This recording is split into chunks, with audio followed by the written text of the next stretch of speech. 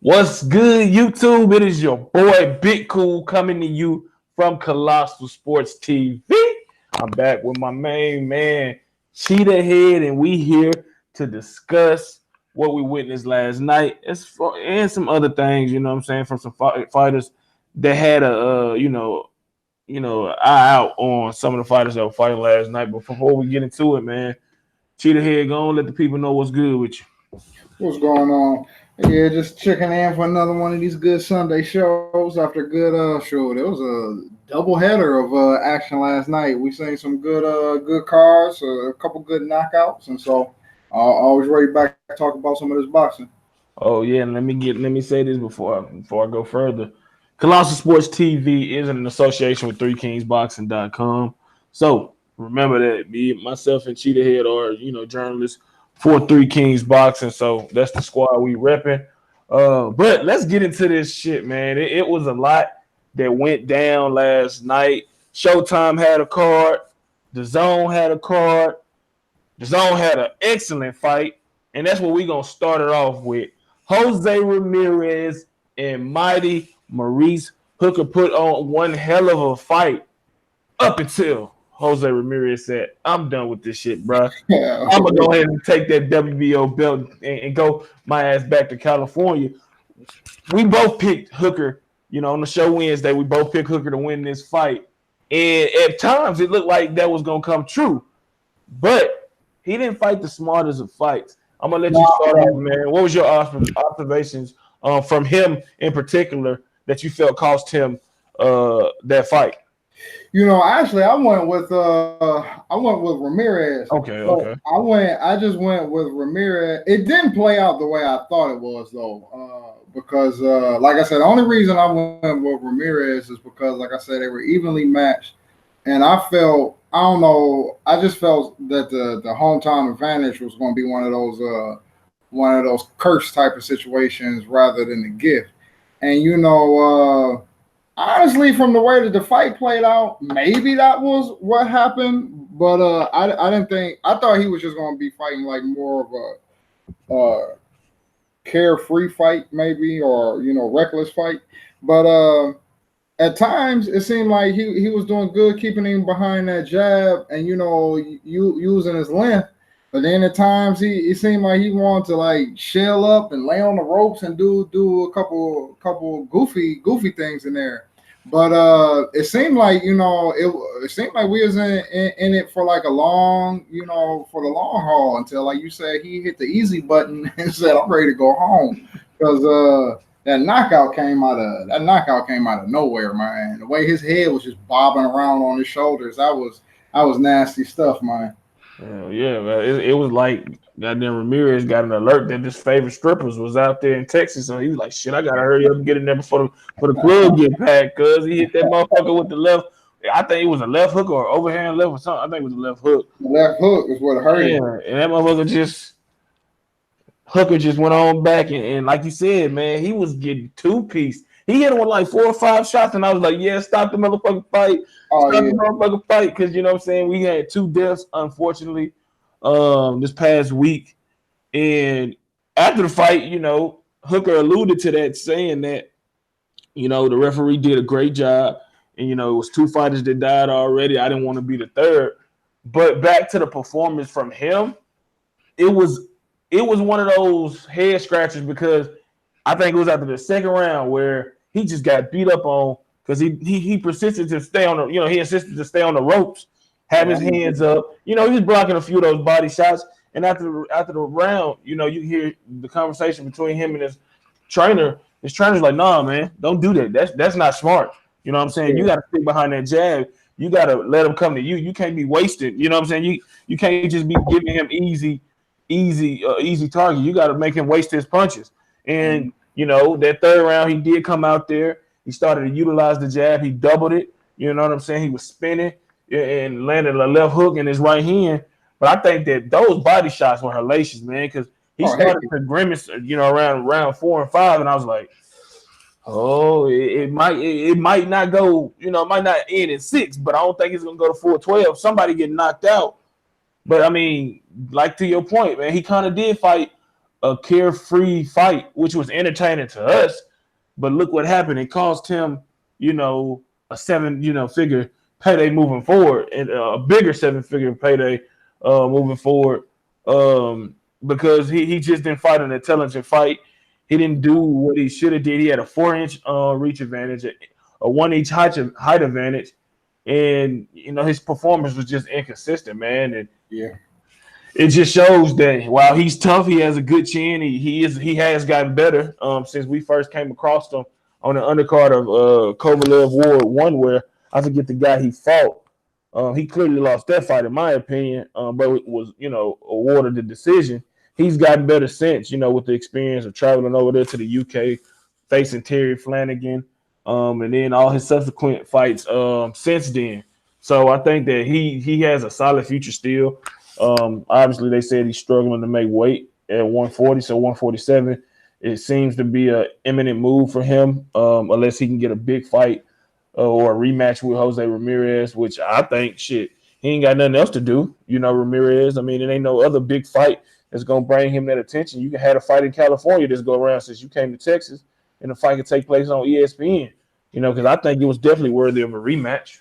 Do you know if there's anything about a rematch clause in that contract? I'm not sure. I would imagine maybe. You know what I'm saying? Because, like I said, why wouldn't you have it in your backup plan? Because while the knockout looked bad, it wasn't like a sustained beat because they were beating the hell out of each other. You know what I'm saying? And I think they should run that shit back like November, December, honestly.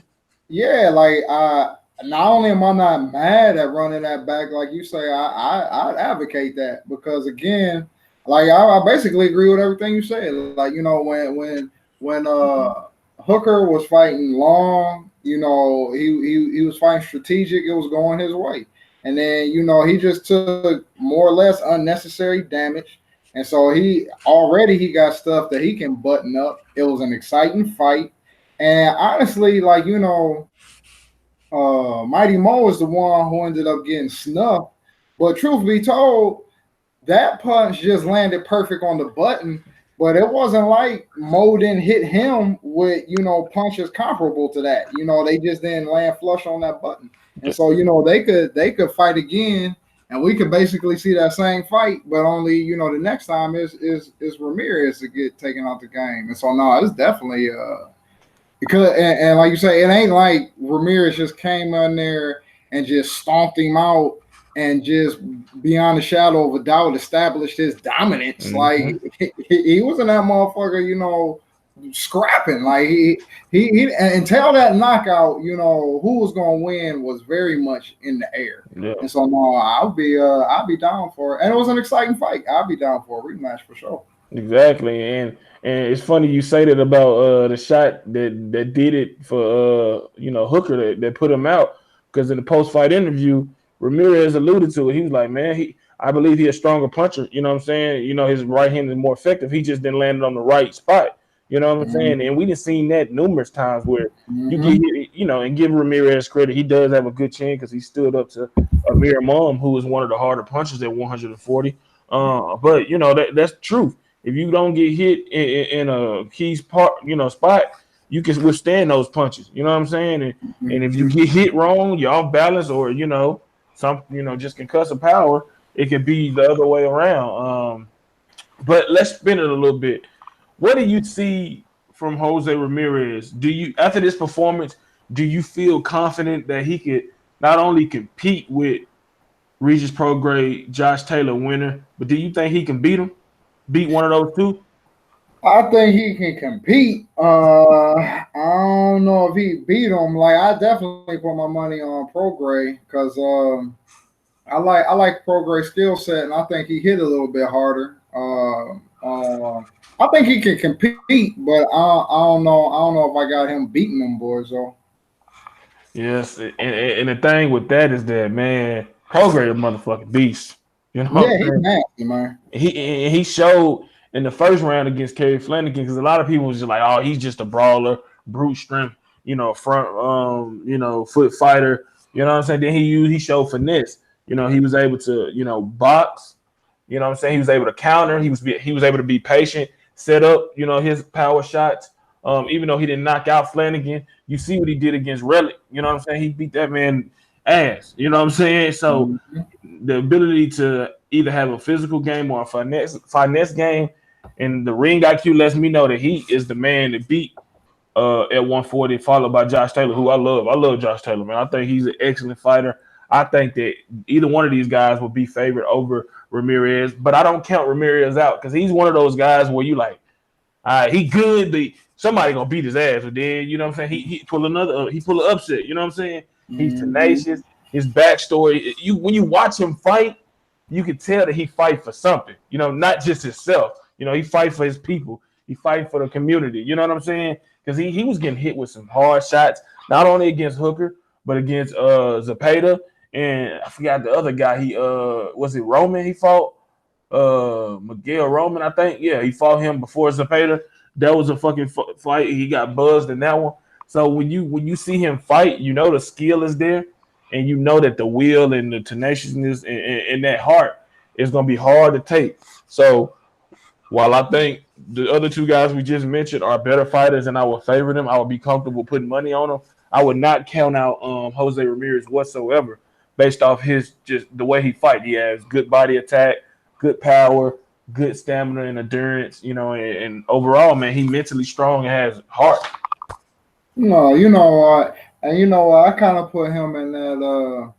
I think we were talking about this on one of these shows. I kind of put him in that Danny Garcia bag to where he is a top notch fighter, but and not no shade, but it's like, but when you put him in a room with all top notch fighters, I believe he goes towards the bottom of the deck.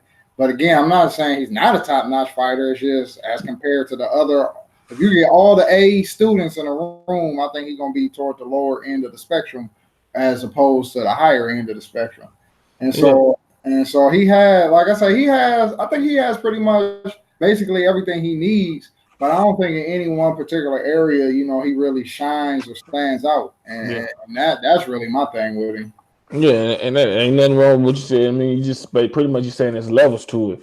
He probably, a lower A minus, A, maybe B plus fighter, which shit, it ain't nothing wrong with that. You know what I'm saying? You an A or B plus fighter. I see you as a upper echelon. You know what I'm saying? Everybody can't be superstars. You know what I'm saying? That's why they got superstars, stars, and good players. You know what I'm saying? So, I mean, people be getting caught up in that Hollywood and video game shit, and they be thinking like, just because you got a belt or whatever that you're supposed to touch somebody one time and they just supposed to fall over, or you never supposed to have no tough time in the ring. And that's just not reality, man. That's just not reality. It's not, man. It's not. That's why these fighters fight. You know what I'm saying? Like they say, the games are played on the field, on the court, fought in the ring, in the octagon, and whatever else. The test is taken on paper or whatever. You know what I'm saying? Just because you think it's easy don't mean shit. And when you got motherfuckers that's motivated and hungry and work hard, man, that's sometimes just enough to, give you hell and beat you. You know what I'm saying? But I definitely look forward to what's in store for 140 because it is a very talented division. And then if Mikey Garcia go over there to the zone, you know what I'm saying? Fight the winner of, Prograis, Taylor winner versus Ramirez, or however that play out. You know what I'm saying? That's huge because, Mikey, he's gonna have conversations with Bob Arum. He's in talks with Eddie Hearn, still, aligning himself with PBC. So he has options, and he made it clear that if 140 has the big fights for him, that's where he's gonna go. So that's either DAZN or back with Top Rank on a shorter term deal. But I'm excited about the prospects and the future of 140, man, because even when these guys go, you got guys potentially. Lomachenko could go there. I doubt it, but you got Easter Jr., you know what I'm saying? You got Burchell, you got Jamal, well, not Burchell, they're at 130, but you got Luke Campbell, you know what I'm saying? You got Devin Haney, you got Teofimo Lopez, you know what I'm saying? So you got a lot of fucking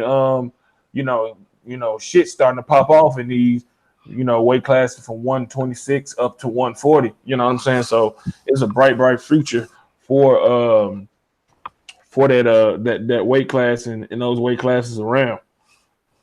So the next topic we about to discuss Gervonta Tank Davis runs over another mailman. I mean, another boxer in his hometown of Baltimore, Maryland. This fight went exactly how many people thought it would go. Yeah.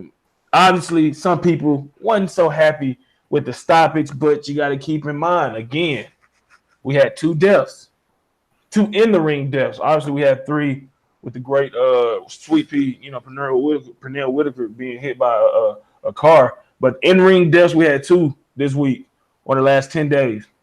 So that's in the back of these, not even the back, that's in the forefront of these referees' mind. You know what I'm saying?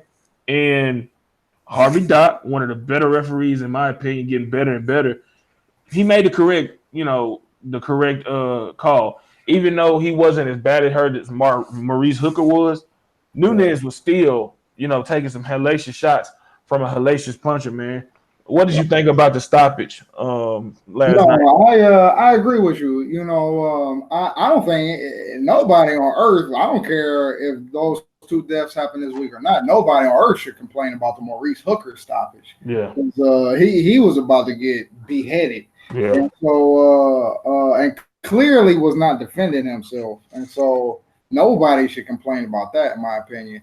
And really, the Davis knockout, I don't think people should complain about all like that, because that initial shot had his neck cranked, and then I want to say he came up with another follow-up shot or 2, and so he was not completely like out on his feet, but at the same time he wasn't hardly about to be defending himself.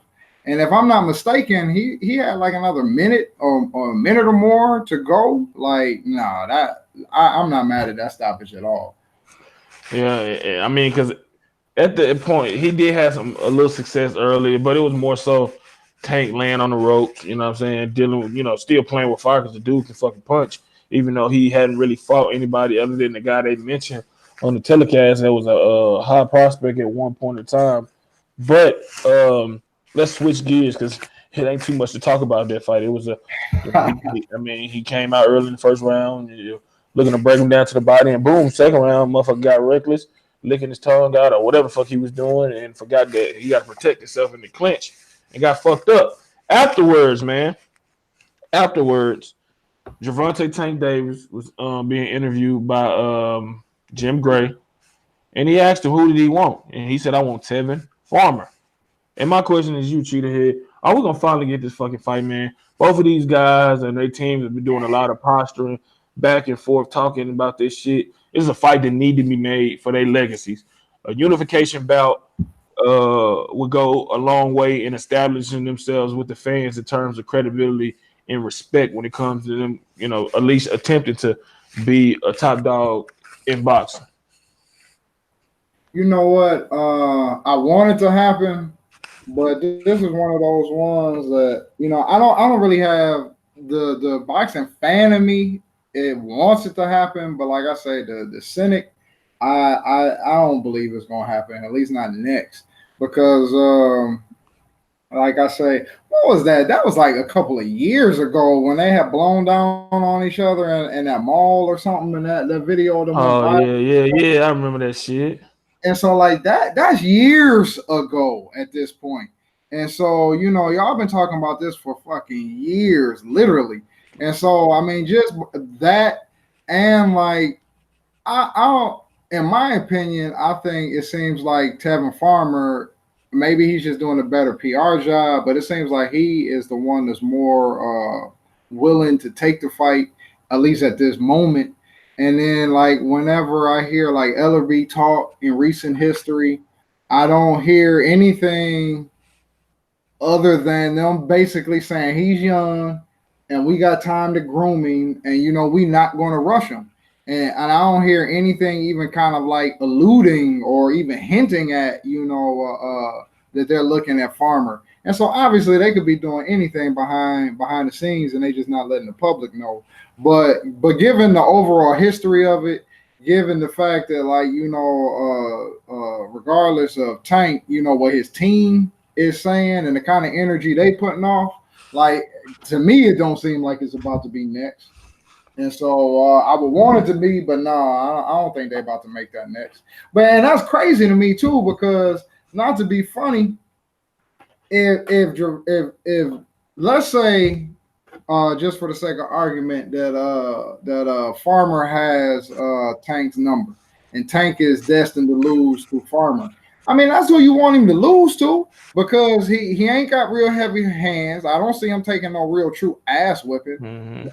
And you know, he's got super slick defense. Yep. And so I don't think if anything, I think even if Tank lost, people are going to end up saying that Farmer ran from him and was too defensive. And so, like, even if he lost, I don't think any way you slice it is going to be no horrible loss.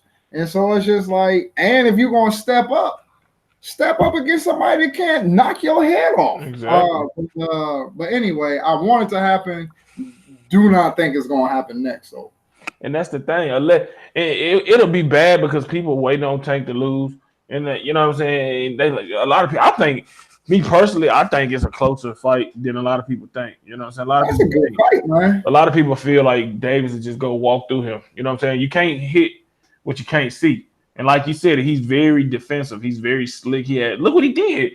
He gave a little shout out to the great Sweet Pea with the head moving against Fornos last night. You know what I'm saying? He was on the ropes. You know what I'm saying? I thought that was goddamn Sweet Pea against Oscar De La Hoya. You know what I'm saying? So I mean, at the end of the day, unless he just get completely outboxed by Farmer, I tend to agree with you. But like you said, what better way to lose? You ain't gonna really lose nothing other than you have to deal with motherfuckers that got tremendous head movement, pause, footwork, you know what I'm saying, foot speed, you know what I'm saying? Right. And shit like that. That means you would stay clear of fucking Vasil Lomachenko and guys of that ilk, you know what I'm saying? But at the end of the day, it's put up a shut up, bro, because they only doing him a disservice. You continue to let him fight these guys that they come picking from Panama, from Colombia, Brazil, anywhere. They're not testing him. They're not testing him whatsoever. And yeah, you got Yuriokis Gamboa out there, and we're gonna talk about him a little bit later. He did look good last night, but come on, man. Come on. He was fighting against a guy that was probably a little more faded than he is. You know what I'm saying? And Rocky Martinez, who's been knocked out by Mikey Garcia, Vasil Lomachenko, you name him. He's been knocked out. You know what I'm saying? A couple of times, 3 times, 4 times. So let's not get all, we're going to talk about that, but let's not put all our eggs in that basket and think, well, if he beat Yuriokis Gamboa, that means he's arrived. No, that means that's a good win because Yuriokis Gamboa, I think he was a two-division world champion, Olympic gold medalist. You know what I'm saying? It is a very skillful fighter. But he needs to be fighting guys like Miguel Burchelt, Andrew Castillo, Tevin Farmer, Jamal Hearn, JoJo Diaz. You know what I'm saying? People that is fresh, that can give him a real deal run for his money and help him in his development. Because I guarantee you, Tank Davis is not going to perform well once he steps up. And it depends on who he step up against. I'm not saying he can't beat none of those guys. What I'm saying is that I don't know. I'm not putting money on him. Maybe against Jamal Hearn. You know what I'm saying? But look, I just think that it's time for him to either put up or shut up, man. He's a 2-time junior lightweight champion. He's 24 years old. I mean, he ain't getting no younger. Yeah, he not old by any means, but the motherfucker needs to fucking get that experience under his belt now. And what better way to do that than against Tevin Farmer? And go ahead. This is something that because I know Anthony Joshua, they used to be playing what I consider a game. It's like, okay, boxing is dangerous. Boxing, you need to get your experience and get your weight up. Fine, granted, take your time, do what you got to do. But my thing is, once you challenge for a belt, once you are a belt carrying champion, like all of that, I'm still learning shit is out the window to me. Because then don't go for the belt. Because that's like, again, you can be an intern at a job and in the building with all the same staff and you learning your craft. It's like, fine. But then once they like, all right, intern, now we're going to make you the head of the business. We like what we see. We're going to make you the head of the business. And you be like, fine. Then if you take that job then you can no longer start whining like you're an intern. Like, no, I'm still learning. Like, you shouldn't have took the job then. And so all I said to say is once you're a belt carrying champion, I don't want to hear about you not trying to take certain fights because you don't have the necessary experience. Then you shouldn't be no champ. Exactly. And it's like hell, Vasil Lomachenko's still learning. Wilder learning. All these fighters, even established fight, you learn something all the time. That's just like in everyday life. You don't stop learning shit until you dead. You know what I'm saying? That's what I believe. Even if you're not even no longer doing that shit, because if you no longer active boxer, it's something you didn't know. So if you're gonna be a trainer, commentator, or whatever it is, you still learning something. So until you got no longer have breath in your body, you still learning something. That's the way you should look at it. You should want to learn. You should want to test yourself against the best and improve and evolve. And honestly, man, these new millennials, man, that they think that's the route. And hey, Floyd, he doing right by him in terms of getting him that money and building the legacy, but he only gonna do right by him if he gradually steps him up. He ain't gradually stepped him up at all. He fought Jose Pedraza, took that title, and then it's been a big regression. Not in terms of his performances, just in terms of his opponents. There's no way he shouldn't have been fought Tevin Farmer by now. No way. No way he should have been fought a JoJo Diaz. No way. And you know what? Like I say, the Tevin Farmer fight, I think is a really, really good fight. I think, and like you say, I don't see either one of them running nobody over. But I really see that being a late rounds, more likely decision fight. Man, like I said, I see Tevin Farmer shining. You know, in the first, I see Tevin Farmer shining in the premier rounds. Then I see, you know, kind of like evening out. And then in the second half of the fight is where I think Davis will shine. But I think that's a good, fun, exciting fight. But like you say, it makes no sense that they haven't fought in all of this time. And that's even on like a J-Rock or something like that, because he has come up tough. Like they're basically since the beginning of his career, he's been taking stiff challenges. And then you got to respect that kind of stuff. And so, like you say, it's all good that they're getting their money. Don't nobody want them running around here, you know, with a coffee cup standing at the gas station. But dude, like, get paid for a job, man. You still got to put in some real work out here, man. And for your skill level, your punching power, and the team that is behind you, there's no reason why, you know, we ain't seeing more juicy fights getting lined up. Hell yeah, man. But I mean, that's today's boxing, man. I'm gonna add a topic in there as well. I might take out one. Let me see. No, I'm gonna just add it in there. We can talk about that. All right, now next topic, man. Yuriokis Gamboa. He turned back the clock, stopped Roman Martinez in 2 rounds. Afterwards, he targeted the aforementioned Gervonta Tank Davis, or said that he's targeting him. We know this. We at 3kingsboxing.com have been reporting this for months now. That is the fight that Davis and his team wants. It doesn't matter what they say last night, what Floyd said, what Tank said about wanting Farmer next. We know that is likely not to happen unless both sides swallow their pride and come to the table with realization, with real intentions, and not understand that this is not a pay-per-view fight, but it's a fight that needs to be made, and it can take place on DAZN or Showtime. But that's why me and my man Cheetah Head feel that Yuriokis Gamboa is next for Gervonta Tank Davis. For the reasons I just mentioned, he's a former multi-weight champion, former Olympic gold medalist. You know what I'm saying? He has a name. He's been in there with some big name fighters. Been in there with Terrence Crawford. Been in there with Martinez last night, another former champion. It's Hogway back in the day. Salido. He's been in there with a lot of guys. And that is just a name you need on your resume to really kind of solidify yourself, especially to the casual. You ain't gonna introduce that to a hardcore fan like myself and Cheetah Head and think we're gonna get excited. Oh yeah, shit, hell yeah. Oh, he beat Gamboa. Oh man, that motherfucker go whoo. That motherfucker ready for Vasil Lomachenko. No, man. No. But it appears that shit, that could be the fight next. And if that fight get made, man, what do you think about that?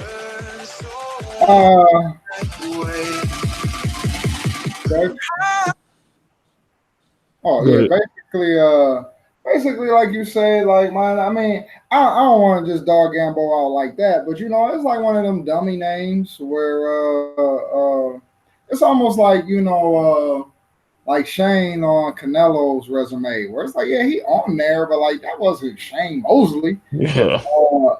And it's kind of like that, and so like it's a name, and it's a fight I will watch.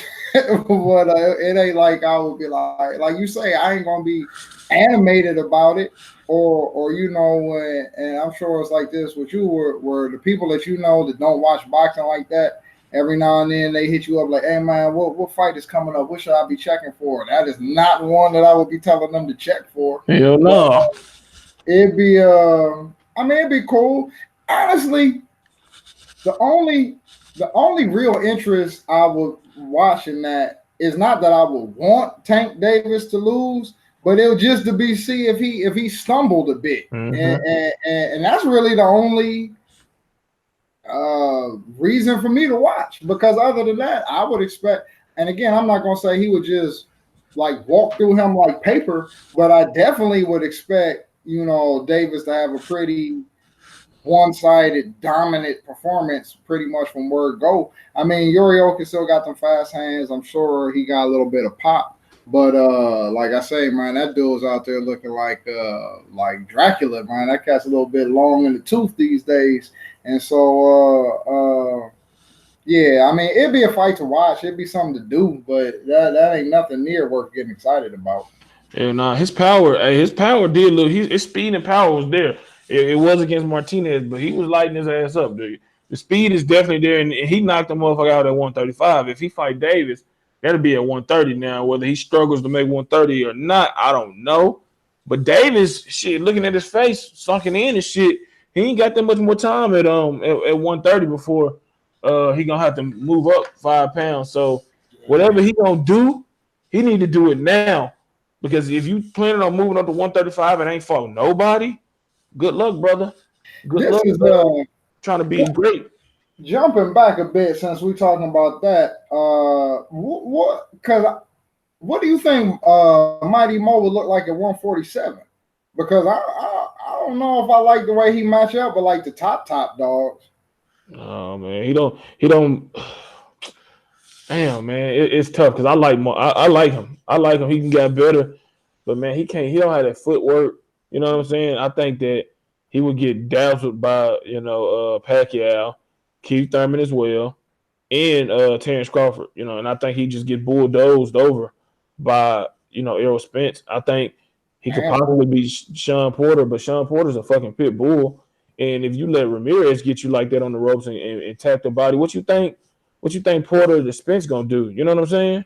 Mm-hmm. So I mean, he might want to wait, or if he fight there, he fights somebody like a Ray Robinson, a Broner, a Berto. You know what I'm saying? Somebody that slowly get himself acclimated. Josecito Lopez, and then hopefully hope that Terrence Crawford and all those guys have fought by the time where they move up to 154, or some of those guys move up to 154. I'm being serious, man. I'm not eating bullshit, man. Is they gone yet?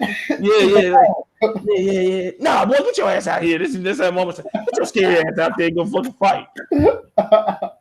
Oh man, but no, that's what I was thinking last night. Because like you said, times he's had trouble with the weight, and then they talking about he might move up. But I'm like, shit, that boy might be caught in between a rock and a hard place. Because if you having trouble making that weight, that's his own drama. But then, like I just asked, I'm like, I'm not saying there's not people at 147 he can't beat, but ain't nobody going there to beat people. They want to beat the best. Mm-hmm. And it's like when I start putting his name next to the best, just like you just ran down, I'm like, nope, I don't see you beating that dude. I don't see you beating this dude. Like, I don't think 147 going to be much better for him. Exactly. That's why he need to rematch Ramirez, get his titles back if he can, fight a big fight against the winner of Prograis, Taylor, and call it a day. I mean, not call it a career, of course, but I mean, shit, try to maximize that. And that's why I feel like he's going to be kicking himself when he watched the film, because he had a golden opportunity to do what he did. You utilize that jab, that 4-inch reach advantage, that 1-inch height advantage, and he had a good jab, left hook, and good right hand. He could have did that all night. You know what I'm saying? It wouldn't have been easy, but I'm saying he could have won, eked out a close decision, but he gave up ground, allowed himself to be hit on against the ropes.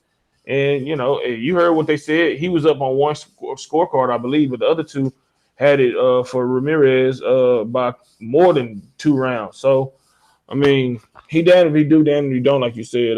But who knows, man? This is boxing. He can go up there to 147 and have an upset. I think he could beat Keith Thurman. It depends on if Keith Thurman really back. You know, he showed a lot of good things against Pacquiao, overcoming adversity. But he's still vulnerable to me. You know what I'm saying?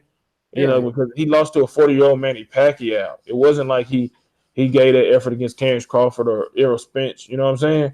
Or Sean Porter coming off all these, you know, just off Josecito Lopez after 2 years out the ring, and then you jumping back in with a prime, you know, welterweight. So, I mean, I put a question mark by Keith Thurman. I would definitely favor him, but you know, Keith Thurman was getting lit up, and we know Mighty Mo got a hard right hand and a left hook. So we have to see, man. But I don't know. I really don't know how would you know, how that would play out. Yeah, man. And Keith Thurman, just to talk on that for a hot second, you know, I'm really curious to see I'm curious to see what his next move is going to be.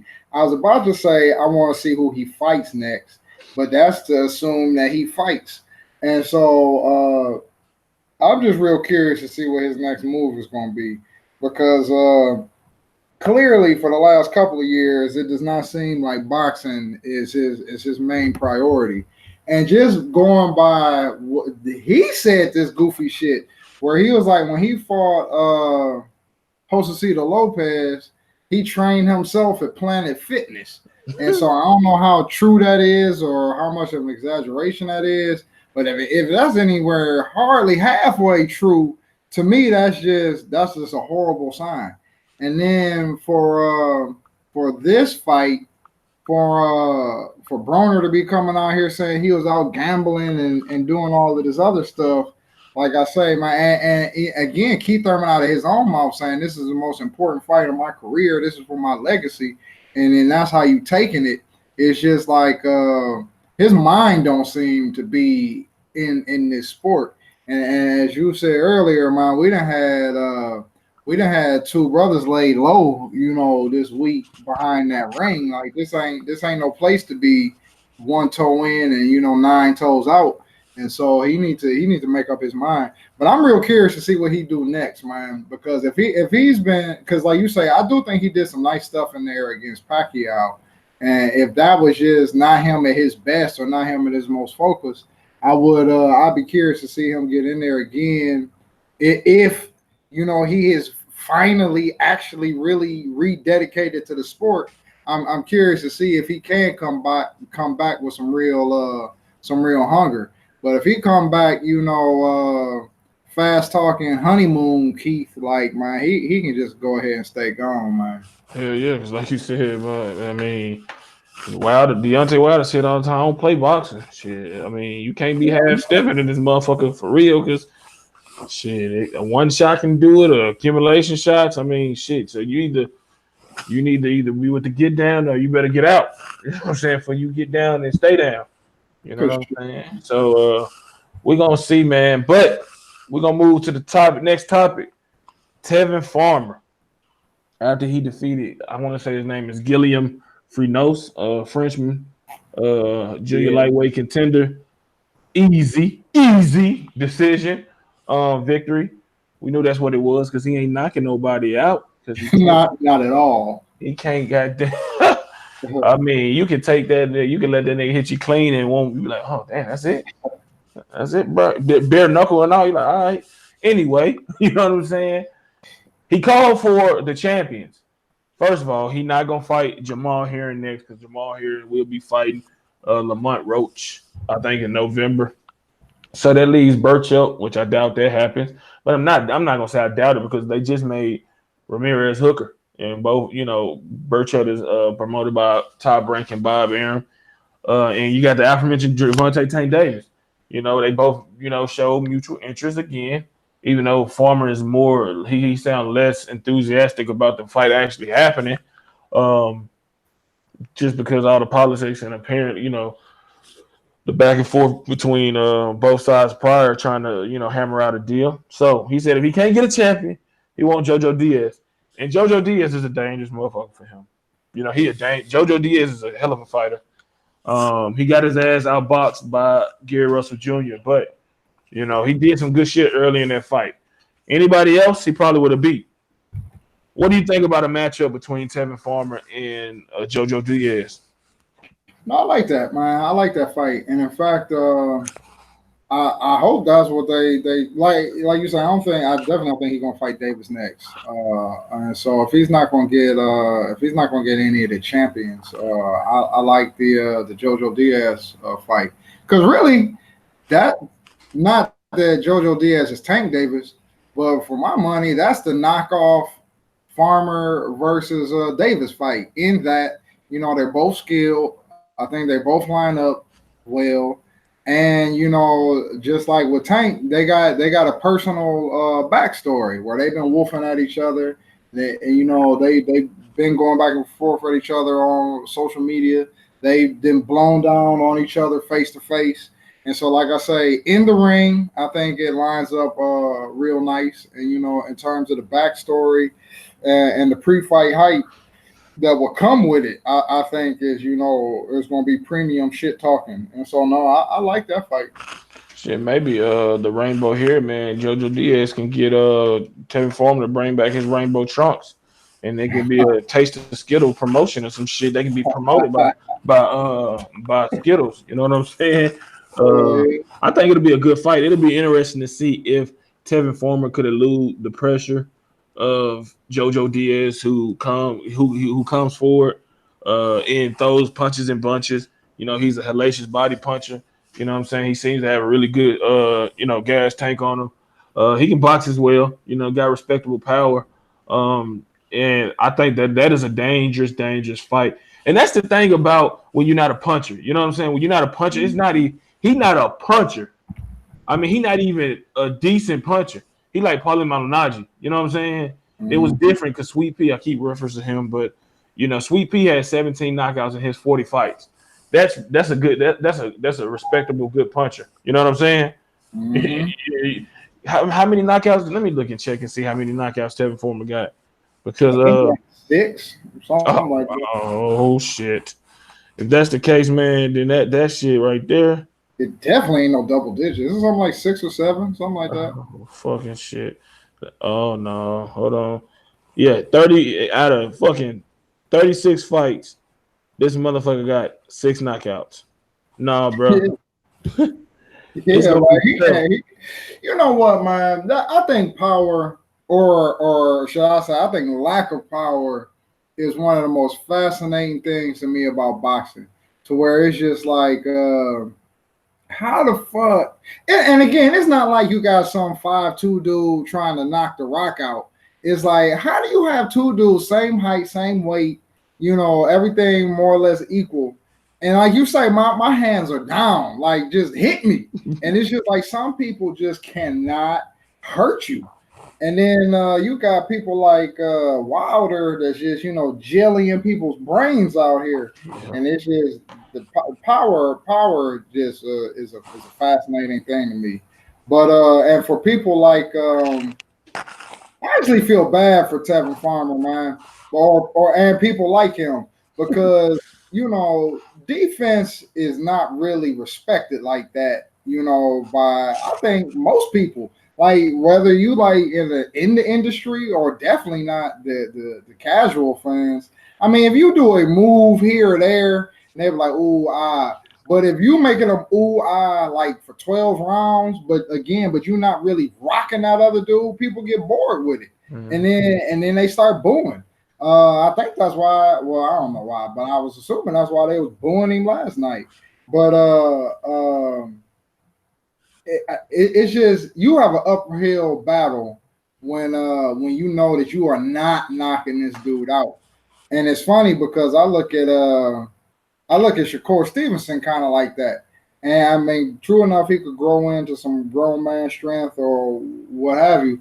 But I feel that for lack of better words, he's going to be one of these kind of not Terrence. He's going to be one of these Tevin Farmer cats who's pretty much going to be going the distance every time. And you know that's just a hard road to walk, man. Damn, Stevenson. I hope not. I mean, I think he might got a little more power, but I mean, that's where you got to be exceptional with the ring IQ. That's why it's important. Even if you're not a big puncher, you still got to take care of your body. But even as a non-puncher, you know what I'm saying? You got to be in excellent mental condition, physical condition, emotional condition. You got to have an excellent ring IQ. Your technique has to be top notch. You better be hope that you're blessed with, if not an iron chin, a respectable chin that you know what I'm saying, that can take some shots. But that's what makes Sweet Pea, you know, he dazzles you. I think me and you can watch a whole bunch of his fights or Tevin Farmer type fights and not be bored. You know what I'm saying? Because easily we know it. We love the sport. We love the gore. You know, we love the back and forth wars that we got last night between Hooker and Ramirez. We love a boxing clinic that, you know, Tevin Farmer put on. But all these other casuals, man, they don't watch the sport for that shit. They watch to see knockouts and action, toe-to-toe fights.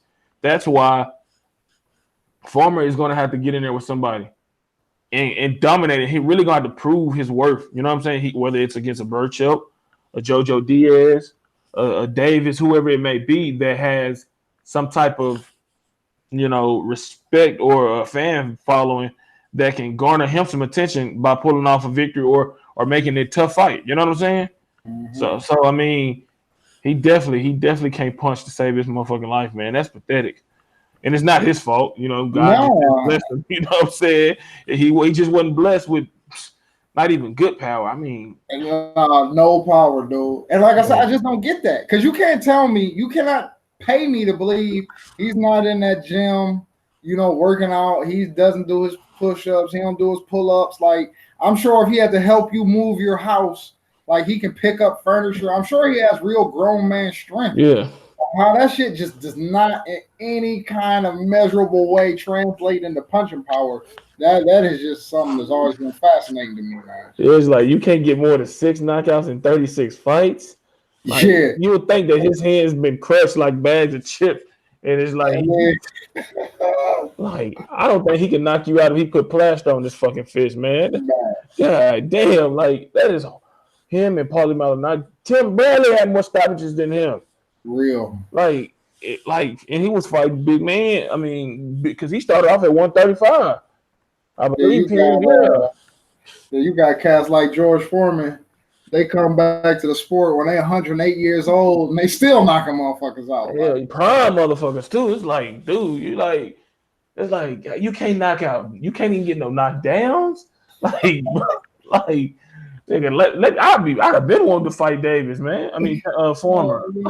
No, that's real, man. But like you say, man, but I think again that just makes me respect them more though. Because as I said 100 times, almost said 100 times more, like I'm a big mental guy. And like say you in round 5, 6, 7 of a tough fight, and you know it's a tough fight, but at the same time, you know, like barring a miracle, I'm not knocking this motherfucker out. I'm not even gonna hurt him. I'm not even gonna buzz him. Like I still have to be perfect, you know, for the remainder of this fight. Whereas that other guy, like Wilder, it's just like I only gotta be perfect for a second. Like I only need 1 second to be on. It's like, but you gotta be on this whole way, and then you get the crowd booing you. Like, man, you gotta be a mentally strong person to not have no power and be getting in there with these killers, man. Yeah, bro. Cause you look, you know, motherfuckers be knowing like shit. Well, shit, it could end it, and like you said, with Wilder, it can end at any time. This nigga knowing like, fuck, man, I gotta go 12 rounds again. God damn, man, I'm tired of this shit, bro. Like, what the fuck I got to do? You know what I'm saying? But I mean, that's just the way the cookie crumble for some fighters, man. That's why you got to be an exceptional guy. Again, like Pernell Whitaker, like a Floyd Mayweather. And Floyd Mayweather had power. He hurt his hand. That's why I think he didn't get, you know, when he hurt his hand, that fight, he got that phantom knockdown called against him.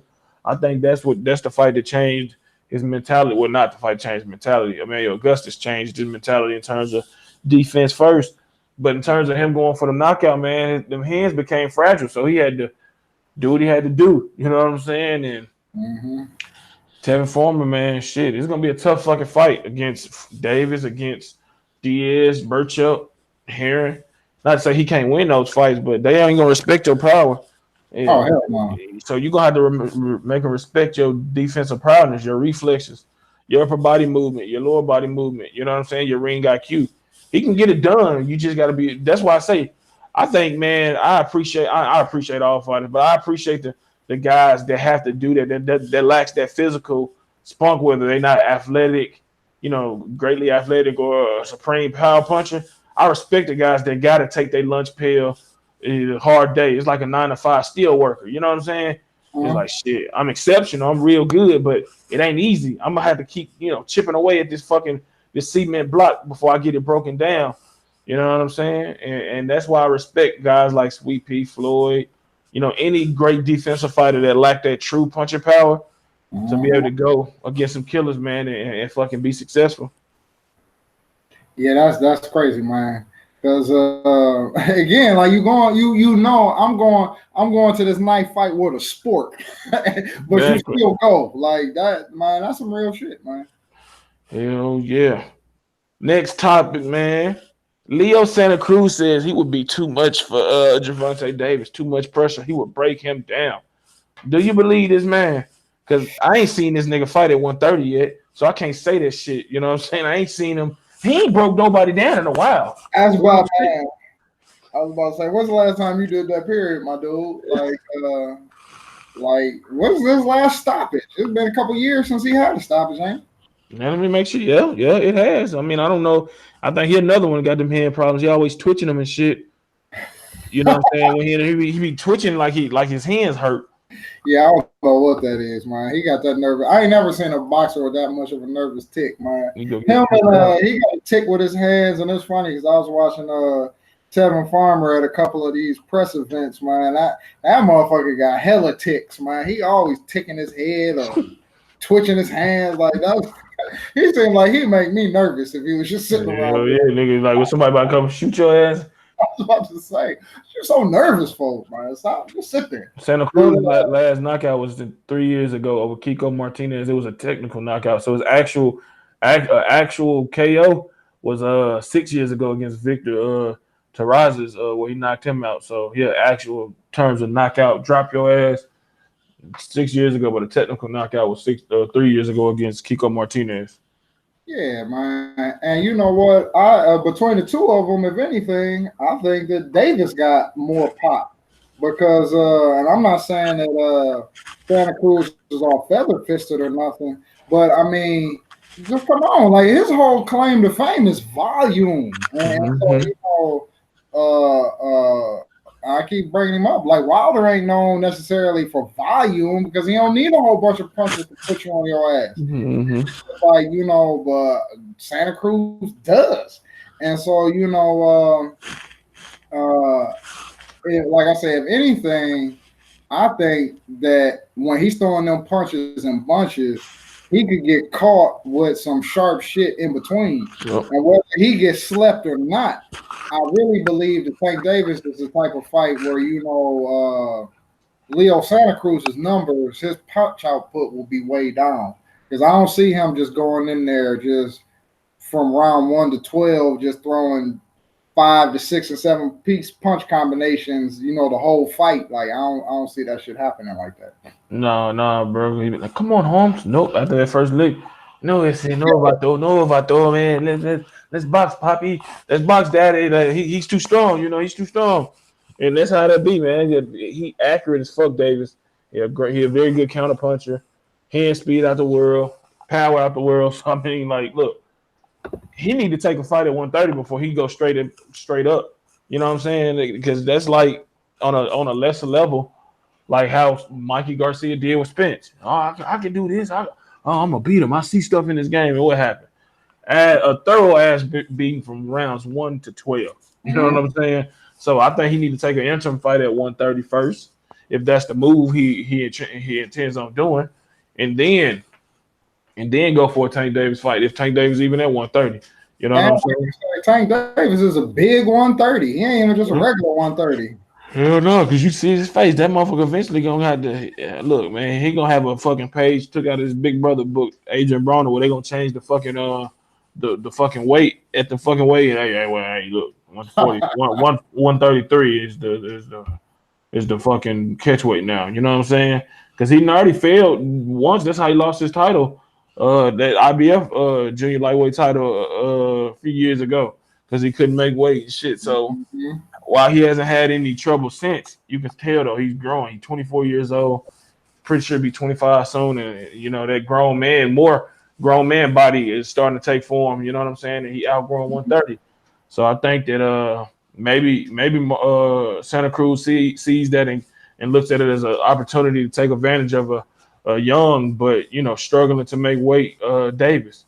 But I don't think he's gonna dominate. I don't know. I favor Davis in that fight. I think Leo Santa Cruz will get stopped for the first time in his career. Yeah, honestly, man, I just don't believe in him at 135. Not against at 130 against Davis at least. So who knows, man? Really, about that. He probably just talking shit because he don't seem to want to fight Gary Russell Jr. to save his life, and that's a fight that should have been made along with Farmer Davis. So these guys are talking a lot of shit. They ain't really about fighting nobody worth nothing. They just want to collect those little checks and say that hey man, you never fought, whatever. Shut up and fight somebody, bro. All right, I got two more topics. I just added another one because I was thinking about something because I know you probably ready to get up out of here, but I'm about to add two more, man, and we're gonna wrap it up after that. In an interview, you was covering at the DAZN card, so I'm pretty sure you've seen it. Terrence Crawford was interviewed by Chris Mannix, and he said that, I know you seen that telecast on the Pacquiao Thurman fight where they put up, the welterweight champions and they excluded you from the list. And he was like, he went on to say, what is it going to take you to go across the street? And he cut him off and said, there ain't no across the street, down the road, in another country. You know what I'm saying? He said, back in the good old days, I'm paraphrasing, it wasn't no across the street. The best fought the best. And I agree 100% with him. You know what I'm saying? And this is not me taking no side. So none of that align myself with whoever. But that is the truth. Everybody's saying across the street, down the block, behind the house. No, this is boxing. This is one sport. And he brought up a great point. You got Maurice Hooker, who's promoted or co-promoted by Rock Nation or at least managed by Rock Nation and promoted by Matchroom Boxing USA, Eddie Hearn, fighting against Jose Ramirez, who is promoted by Bob Arum, Top Rank, and that fight took place on DAZN.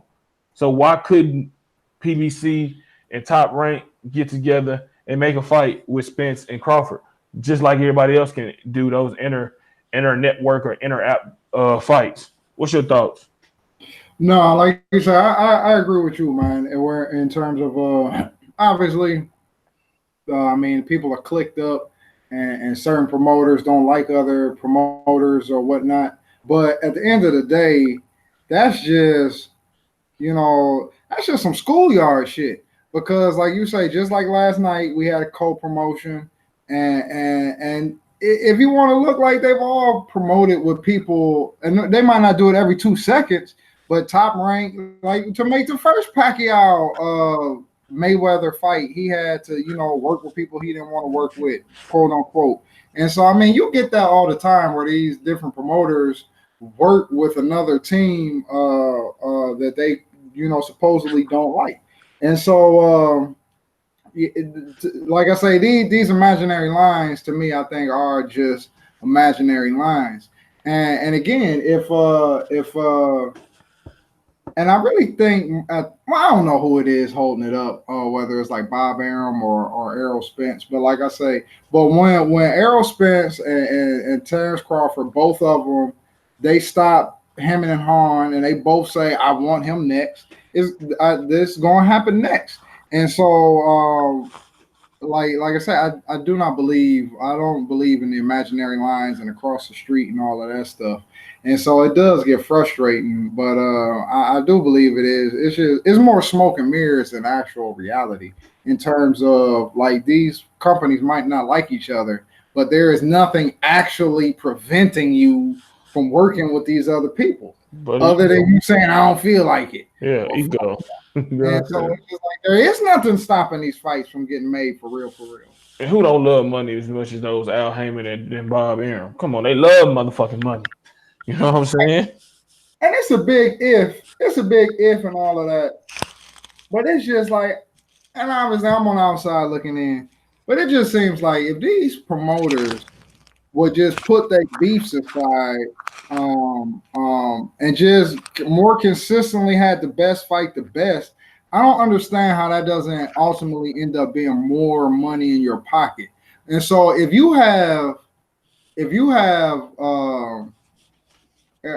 Terrence Crawford fight, Sean Porter, Errol Spence, Danny Garcia, you're going to make more money than, Terrence Crawford fighting Joe Blow and, Jimmy, the oil change guy. Yeah. And so you're just going to make more money. And that's one part of it. And then this is even a bigger if. But it's just like, and that's why I love guys like J-Rock or even like Tevin Farmer, where you have these guys who have taken losses, but they're like, fuck that. I don't care. I'm still good. I'm still one of the best. I'm still going to fight the best. I'm still going to prove my worth. And like, as long as we have guys like this and resurgence of guys like this who is shitting on this, only the undefeated fighters are worth talking about, that notion, I think that'll help a long way. Because then if you have an environment where fighters can lose, but they're not villainized, they're not, just dog like they trash, and, I think promoters would be a little bit more willing to, take more dangerous fights. Because then they're like, well, we know the actual event is going to make hella money. Even if we lose, it's not the end of the world.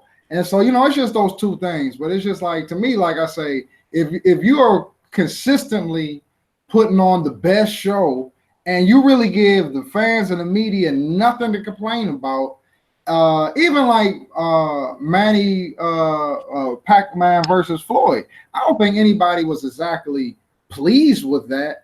But once you get it, it's nothing you can really say. Yeah. And so even if you get some fights that aren't live up to all the hype, you can't be mad at nobody because you got it. And so, like I said, I just wish that these promoters would be open to fighting each other more. And just in terms of the culture of boxing, I just wish that people would stop villainizing a loss like that. Because it's really not that deep. Because if you fight the best, I mean, that's just life, right? If you fight the best consistently, you're going to lose. I mean, that's just what it is. Yep. That's just what it is, man. It's just like shit. If you out here in the bar and you hitting on every single dime piece you see, you ain't gonna get on with all of them. Nope. But you're gonna get on with enough, and so you feel good about yourself, you know what I'm saying? So like, that's what I'm saying. Like, yeah, man. Final topic, man, before we wrap it up. We all know the 2 deaths happened in boxing this past week. And it got me to thinking, is boxing headed towards some type of regulation, like how the NFL is? They call it the no fun league now because you can't really hit a quarterback. You can't really hit a receiver, running back without a penalty being thrown, a flag being thrown. Do you think that what we seen last night, not from the Hooker fight, but from what the Davis Nunez fight, is going to be more of a something that's more consistent? And I'm not saying I got a problem with the stoppage, but I understand people that felt like maybe you could have let him, go one more round. Do you think that with the deaths of the 2 fighters we lost, do you think that this is going to have a negative effect on boxing even more than it already does, and make referees more happy to stop the fight, or trainers or fighters to make it's going to be more acceptable for fighters to, I don't want to say quit because I'm not a fighter. I've never been a fighter in terms of, boxing. So I don't know what's going on with their body. But do you think we're gonna see more frequent, quick calls from all parties involved? Me, no. At least not based off of these two incidents. Like maybe if something happens in the future, maybe. But like off of this week, off of Dadashev and damn, I can't remember the other cat's name. Something. Yeah, sorry. But of the two guys who died, no. And one, not to sound mean or nothing, but at least here in the States, like those are unknown fighters. Yeah. And with our microwave mentality, and really, I think these are only truly big stories in the boxing community. Yeah. And so now I saw some people that said that they saw the Dadashev on ESPN, but they still couldn't really tell me nothing about it or who he was or what none of the facts were. Yeah. And so I don't think this is enough to like capture the imagination. But now let's say like Tyson, let's rewind time and let's say Tyson had killed Fury. He ain't just knocking him down, he had killed that motherfucker. Like now a fight like that, and where Wilder got a history of saying I want to kill a motherfucker, like something like that might, lead to something. But like given how, unheralded these fighters were, I don't think that these two particular incidents will really lead to any major something. And then, and this ain't the first time, people have died, or even like a Donna Stevenson. Sure, his brain was just he was just fucked up, and so like people get fucked up all the time. Yeah. And so just to end it, like I say, unless I think it has to be the perfect storm for some actual litigation to come down the pipe. Like it has to be a super high profile fight. I believe it has to be.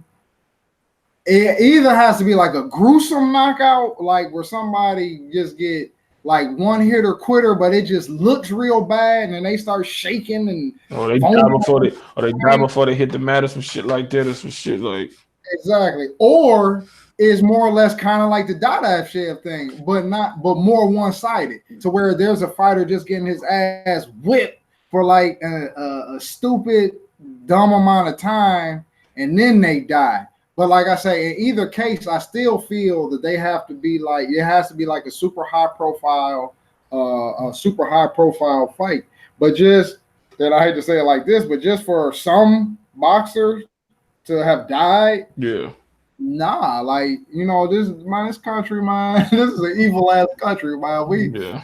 Look at that ICE shit. Like, man, we got concentration camps and children are dying at the border, man. People there are some people that care, but they still going, but they don't care enough to have them shut down. Yeah. And so they can just be stealing kids and throwing kids in concentration camps, and they dying in prison cell room floors. Like, nah, man, ain't nobody about to come to these boxers rescue, like not right now, not in my opinion. Yeah, but yeah, I feel you.